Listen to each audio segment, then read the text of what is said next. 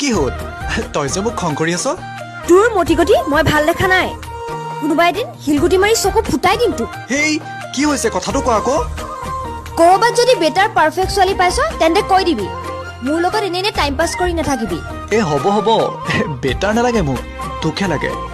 perfect বনাই ল'ম জীৱন থকালৈকে এই দেখি পেটলৈ যায় ভাত খুলিছনে মুখৰ নলা